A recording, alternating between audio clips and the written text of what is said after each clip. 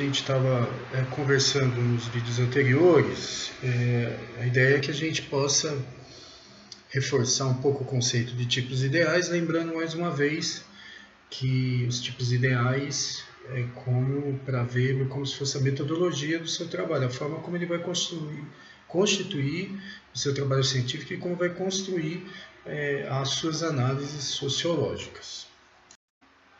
Então, sempre com a busca de compreender a realidade como um fragmento, o estudo da realidade como a seleção de um fragmento da realidade que se pretende estudar. Então, Weber sempre defendeu a ideia de que esses objetos que a gente vai buscar compreender e estudar, que são os fenômenos sociais, humanos, implica necessariamente em construir selecionar um fragmento dessa realidade, ou vários fragmentos, mas sempre com uma noção de que é uma parte ínfima daquele fenômeno.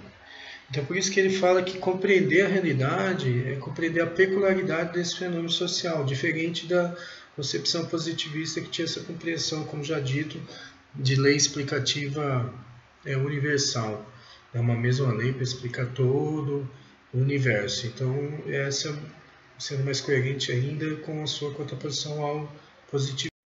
Então, por isso que o texto comenta que, ao estudar um fragmento finito dessa realidade, isso já é uma tarefa muito diferente do cientista que vai estudar, por exemplo, algum fenômeno físico, ou biológico, ou químico, como já dito anteriormente. Então, o tipo ideal nada mais é do que uma explicação racional desse fragmento, dentro de categorias que busca-se representar esse fragmento da realidade estudada. Então é importante pensar que o texto fala muito disso, que o Weber tinha uma preocupação entre adequação e conceito, aquilo que é produzido na cabeça do sociólogo, que é uma compreensão imbuída do resultado da sua formação cultural. Então o sociólogo não é isento de valores ou de uma suposta neutralidade, porque no momento que ele no momento que ele seleciona a partir de seus critérios, aquilo que vai estudar já tem ali componentes da sua formação cultural e daquilo que atribui como significado. Inclusive, ele afirma, o Weber, que ao construir esses tipos ideais como sendo um resultado da cabeça do sociólogo, é resultante também da sua formação de valores, sua formação histórica e assim por diante. E aí, como dito anteriormente, ele está buscando construir o tipo ideal como uma ferramenta, como uma metodologia que a gente possa, de certa forma, controlar esses valores e conseguir realizar a investigação social. Então, para o Weber, é importante marcar que compreender o fenômeno social significa compreender uma individualidade sociocultural, um objeto formado, contextualizado, e aquelas descrições e investigações vão se dar conta, vão responder àqueles fenômenos fragmentários pelos quais esse sociólogo compreendeu. Por isso que ele reforça esse caminho dos indivíduos para as estruturas sociais, diferentemente de outros sociólogos que a gente vai estudar aqui sempre, em geral, pega da estrutura social como determinante para o indivíduo. Um elemento histórico, mais uma vez, o texto fala de uma parte do livro que fala cujo passado explica o presente e avalia perspectivas futuras. Essa é a necessidade e o que se exige no trabalho rigorosamente sociológico. E por último, é importante dizer que estudar fenômeno social nem sempre é possível quantificar. Então, grande parte desses trabalhos são resultantes de argumentações, considerações e ordenamentos lógicos para construir o seu trabalho, sempre lembrando que isso é resultado do próprio sociólogo e seus valores. Então, a sociologia ela sempre procura conceitos, formulações explicativas que, a partir das escolhas do sociólogo, ele possa propor um sistema de explicação baseado na racionalidade daqueles fenômenos estudados. Então, a interpretação, segundo Weber, é tanto mais completa quanto mais completa for essa racionalidade utilizada na argumentação, na dedução e na construção do seu trabalho científico apresentado. E o que dá valor, isso é um elemento importante que nós temos que lembrar quando discute ciência, e acho que todos aqui, os alunos vão ter que, em algum momento no final do curso, se deparar com a construção de um trabalho científico. É importante pensar que o que dá valor à construção teórica, quer dizer, o que realmente a fundamenta como um conhecimento científico, é a concordância entre a adequação de sentido que propõe, ou seja, a descrição, a escolha do fenômeno, aquilo que está descrito dentro do seu trabalho, e a prova dos fatos, ou seja, quais são os elementos concretos, os argumentos que se utiliza e que comprova realmente a tese, a hipótese, a pergunta que move esse pesquisador.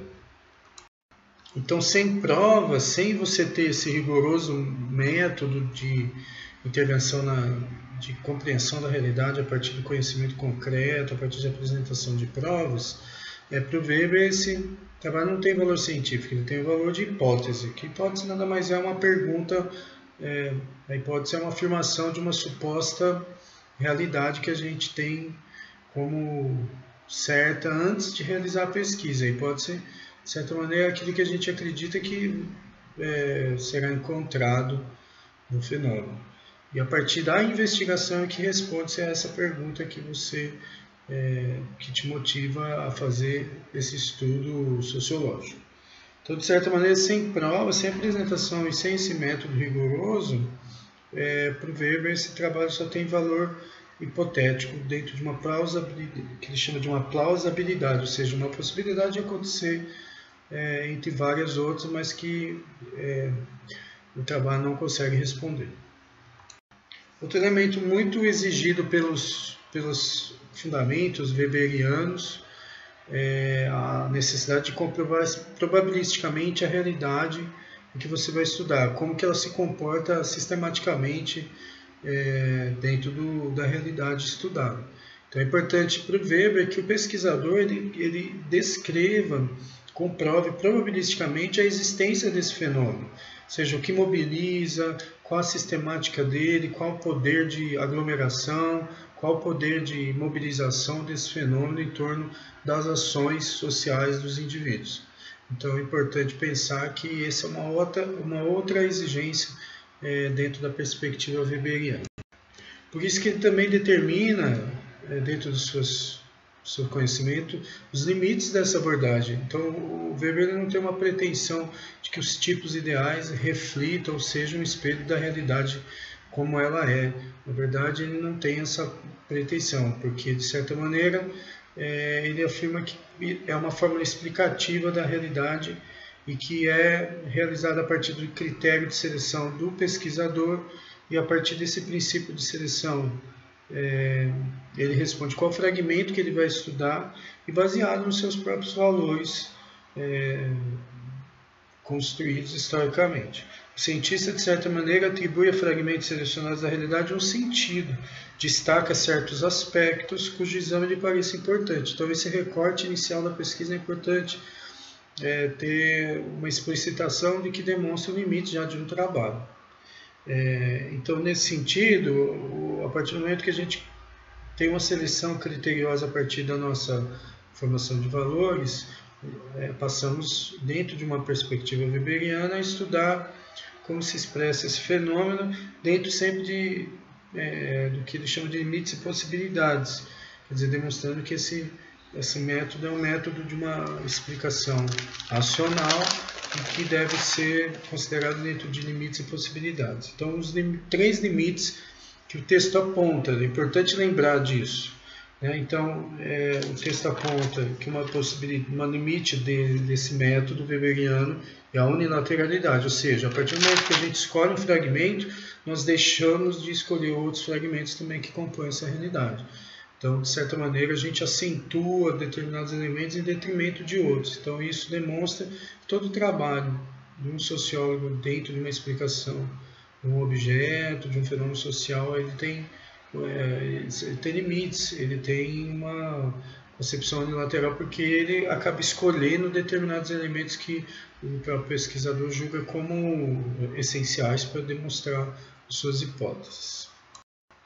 Outro elemento é a racionalidade, utiliza-se da racionalidade, mas Weber admite que muitos elementos sociais estudados os sociólogos são influenciados por incontáveis fatores irracionais. Então, de certa maneira, ele destaca que, apesar da racionalidade ser um elemento fundante de todo o trabalho do sociólogo, ele sabe também que terá que se deparar com alguns fenômenos sociais que são baseados em elementos místicos, mágicos, ou mesmo sem uma racionalidade daquilo que a gente compreende dentro de uma investigação científica. Então é importante também mostrar que a racionalidade é uma racionalidade limitada, com limites também, porque acontece dentro de um quadro de contradições como esse. Estudar um fenômeno a partir de uma racionalidade, mas que o próprio fenômeno real não tem uma racionalidade dentro do que a gente concebe dentro da ciência social. Então, nesse sentido, é importante pensar também que o terceiro limite é o caráter utópico, ou seja, o tipo ideal só existe como um conceito, como uma utopia. Não pretende-se ser como um reflexo da realidade, porque essa realidade é muito complexa, muito menos um modelo do que deveria ser. Então, o conceito típico ideal é um modelo simplificado do real. Então, é importante ter uma clareza do conceito de tipos ideais. Então, esse conceito, como é dito, é baseado em traços considerados essenciais para a determinação da causalidade, ou seja, dos causas daquele fenômeno. É claro que a sociologia não tem um caráter universal, como foi o pensamento social positivista, mas a sociologia se dispõe a ser a construtora de um conhecimento generalizado, geral, de uma amplitude muito variável, mas com uma concepção ampla. Então, de certa maneira, dentro da construção desses conceitos, é importante que elaborado com prazos considerados essenciais para a determinação da causalidade, ou seja, é importante notar que a sociologia vai atrás de causas mais completas e necessariamente mais complexas de se construir. E segundo critério de que pretende explicar o fenômeno, que é essa preocupação notória de sempre implicar o indivíduo, o sujeito que está por trás daquelas afirmações. Então, de certa maneira, o texto também cita algumas categorias e possibilidades de tipos ideais, só para exemplificar e a gente fechar essa parte. Então, pode ter tipos ideais de uma economia urbana da Idade Média, de uma seita religiosa, tipos ideais de interesses de classe relacionados à organização do mundo do trabalho e outros fenômenos sociais de maior ou menor amplitude, e a gente pode inserir aqui a questão da cultura física relacionada à educação física, a própria educação física escolar como uma disciplina escolar. A gente pode considerar dentro de tipos ideais sobre o fenômeno esportivo. Então, de certa maneira, a gente também está dentro dessas possibilidades de análise proposta pelo Weber, e como professores é importante que a gente tenha uma visão sociológica dos nossos conteúdos para compreender de onde a sua origem e muitas vezes a capacidade de a gente entender aquilo como elemento cultural que foi produzido conscientemente pela humanidade, pela sociedade, e que é necessário que a gente que trabalha com formação cultural está munido desse arsenal de conceitos. Então, partindo para frente no texto, depois de ter explicado um pouco esse elemento metodológico, o autor do livro começa a retratar um outro conceito importante para o Weber, que é o conceito de ação social. Para além de um conceito importante para o Weber, compreender a ação social é o objetivo principal da sociologia, quer dizer, compreender dá sentido, compreender tentar entender as ações não do ponto de vista mítico, religioso, mas apesar da sociologia estudar esses fenômenos, mas ter como elementos de análise a racionalidade e a descrição pormenorizada desses fenômenos sociais, dentro de uma metodologia rigorosa e das categorias enquadradas dentro dos tipos ideais. Então, o objetivo final da sociologia é compreender, dar sentido a uma ação social de indivíduos, condutas humanas, de agrupamentos, indivíduos, sociedades e assim por diante. Então, no início desse trecho, o Weber Conceitua, então, de certa maneira, toda conduta humana, ato, omissão, permissão, dotada de um significado subjetivo, dado por quem a executa e quem orienta essa ação. Conhecer os agentes, que podem ser individualizados e conhecidos, ou uma pluralidade de indivíduos indeterminados, completamente desconhecidos. Então, a sociologia é muito vasta para compreender o comportamento humano. E a sociologia busca compreender uma ação, captar sua conexão de sentido. Uma ação compreensível é uma ação com sentido. E as ações e condutas humanas são tanto mais racionalizadas, quanto menor for a submissão. Esses são os parâmetros que o Weber já indica dentro do seu método de análise. Então, como se diz no texto, para o sociólogo trabalhar a produção do seu trabalho científico, ele se apoia, claro que a partir de uma perspectiva sociológica weberiana, ele se apoia dentro de uma elaboração limite, ou seja, aquela escolha de um fragmento. Então, de certa maneira, o primeiro passo dele é limitar essa situação, essa realidade no qual ele estuda. E é isso que ele chama de tipos puros ou ideais desse fenômeno estudado. Então, o que ele chama de tipos ideais puros? É aquela discussão que a gente fez anteriormente, mas que se concretiza em um conceito pré-moldado, pré-formulado, que não tem uma realidade, que não tem um espelho, um reflexo na realidade. São categorias gerais e, a partir da análise dos fenômenos sociais, o Weber ele procura dar essas 4 possibilidades de enquadramento das condutas humanas, das ações sociais compreendidas e estudadas. Então ele chama de 4 tipos puros ideais. Ele criou 4 tipos puros ou ideais, quer dizer, 4 categorias de análise para compreender as condutas humanas dentro de uma ação social. Então o primeiro tipo ideal de ação, tipo puro de ação, é o que ele chama de ação racional com relação a fins. O segundo tipo é a ação racional com relação a valores, a ação tradicional e a ação afetiva. Então, dentro desses 4 tipos ideais é que se estrutura a sociologia e a análise weberiana a partir do método que ele fundamentou. Então, nós vamos começar com a ação com relação a fins, que para o Weber esse é o tipo de ação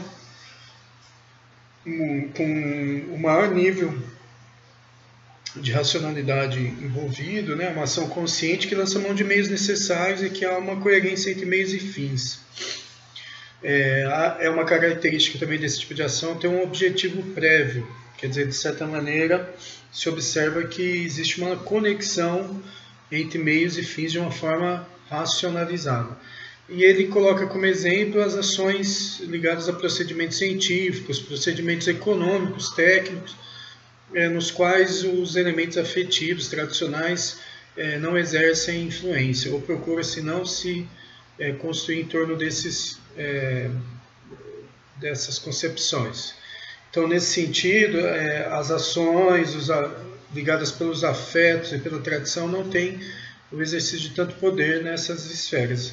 Então, ele cita o exemplo do procedimento científico, que tem um certo distanciamento dos afetos, das tradições e das motivações externas ao próprio, elementos ligados à concepção científica para decidir e tomar suas decisões.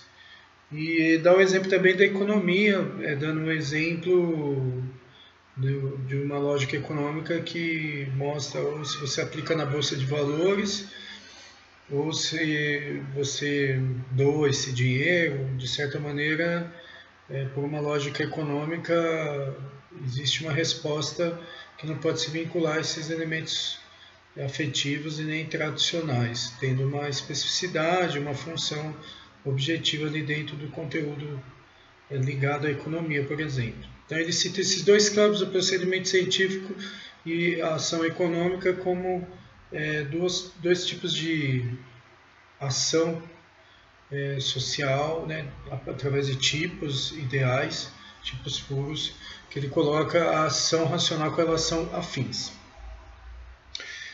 O segundo tipo puro de ação, tipo ideal, que o Weber coloca é a ação com relação a valores, que é a ação, a conduta humana baseada em princípios, em construções, em senso construído de acordo com o indivíduo.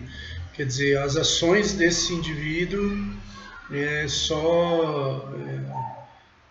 tem um respaldo absoluto das suas próprias convicções, baseadas no seu senso de dever, de concepção ideológica, de formação ética, e que define grande parte das suas ações e sentidos. Então, como no texto, quando o agente orienta-se por fins últimos, princípios, agindo de acordo ao serviço de suas próprias convicções. Então, seja ser honesto, ser casto, não se alimentar de carne. Quer dizer, essas ações elas têm uma coerência com as suas fundamentações relacionadas aos valores dessa pessoa ou desse agrupamento. Então, não se alimente de carne, ser casto, ser honesto é baseado em concepções de valores que o indivíduo constrói na sua formação. Então, são ações ditadas por seu senso de dever, crença, cultura, fundamentalmente de valores considerando sua cultura. Então, de certa maneira, essas ações se tornam imperativos da sua conduta e são determinantes como um elemento de fidelidade a essas suas convicções. Os outros dois tipos finais do modelo de Weber, ele também fala da ação afetiva e a ação tradicional. Essas ações, segundo Weber, as duas não são dotadas de uma racionalidade, não tem uma racionalidade nas suas ações. Elas são, em geral, muito ligadas a emoções imediatas que elas despertam. Então, a ação afetiva, para finalizar, é a conduta que é inspirada por emoções imediatas, a vingança, desespero, admiração, orgulho, medo, inveja, entusiasmo.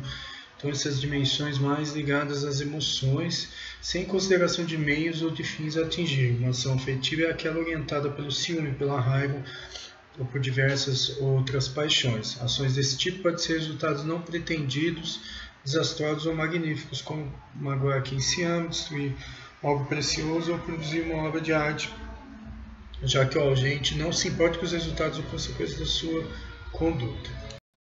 E a última ação, a ação tradicional, ela é mais ligada por hábitos e tradições, ou seja, as ações, as condutas desse sujeito são movidas por uma certa repetição imediata ou imitação das ações que existem. De certa maneira, é uma reprodução sem muita reflexão sobre essa possibilidade. Então, que fala o texto, né? Quando hábitos e costumes arraigados levam a que seja em função deles ou como sempre se fez em reação a estímulos habituais, estamos diante da ação tradicional. Tal é o caso do batismo dos filhos, realizado por pais pouco comprometidos com a religião, o beijo na mão durante o pedido de bênção, o cumprimento semiautomático entre pessoas que se cruzam no ambiente de trabalho ou acender o cigarro após um café. Então, de certa maneira, essa ação ela é chamada de ação tradicional porque ela é muito baseada no hábito, dentro daquilo que foi sempre realizado da mesma forma, que segue um certo condicionamento dentro dessas ações. Importante só chamar a atenção que, sempre fazendo uma mínima conexão ainda com a nossa área, que o livro também retrata de uma maneira que a ação afetiva está muito ligada, por exemplo, a torcer um time de futebol, e isso a gente vê como um esporte, como um elemento disparatador dessas emoções. Então é importante aí ter uma atenção com essa categoria de ação afetiva e pensar também como que se refere a um campo importante do nosso trabalho, que é o fenômeno esportivo. Então esse texto teve esse objetivo de dar uma descrição um pouco mais sobre os 4 tipos ideais ou tipos puros do Weber, e aí localizar que essa é uma discussão importante para ser pensado em que se enquadra a educação física escolar, os fenômenos que estão dentro dos nossos conteúdos, como os esportes, as lutas, pensar um pouco de como que a sociedade se mobiliza pelos esportes. Então, quer dizer, de certa maneira, nos une de instrumentos de análise para entender a nossa ação escolar.